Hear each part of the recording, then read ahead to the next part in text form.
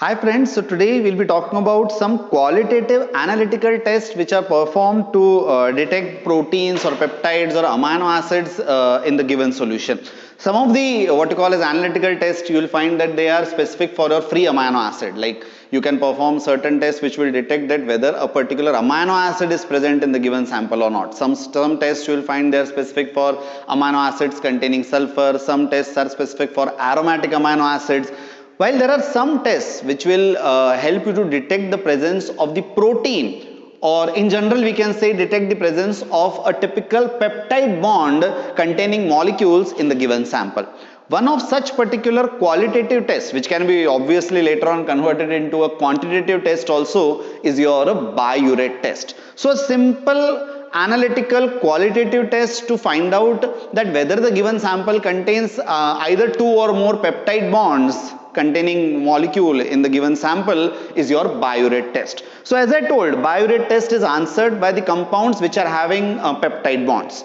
So what will happen here, that we will be using an alkaline copper sulfate reagent. So this alkaline copper sulfate reagent, in the presence of two or more peptide bonds, it will give you a violet or a pinkish colored complex. What exactly happens here is that there is a formation of a coordination complex. So as you can see that there is a formation of a coordination complex of these cupric ions, the alkaline copper sulfate which you are going to use. So it will form what is called as your cupric ions, and these cupric ions will form a coordination what you call as complex of these cupric ions with the unshared pairs of peptide nitrogen, and that will give you the formation of a violet or a pinkish colored what you call as a complex. So that tells or answers this particular test.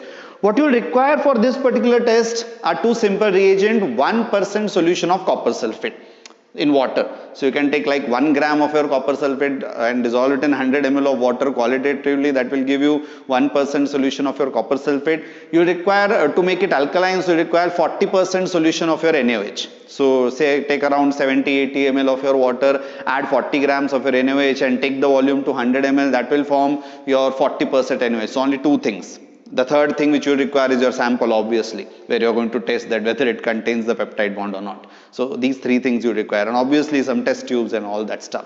So what I'll do is I'll take some 0.5 ml of the NaOH solution first. To that I'll add 1 ml of my test solution in which I want to detect that whether there is presence of a peptide bond or not. So 0.5 ml of my NaOH solution, 40%. 1 ml of the test solution and few drops, say around 2 to 5 drops of the 1% copper sulfate reagent which I have prepared.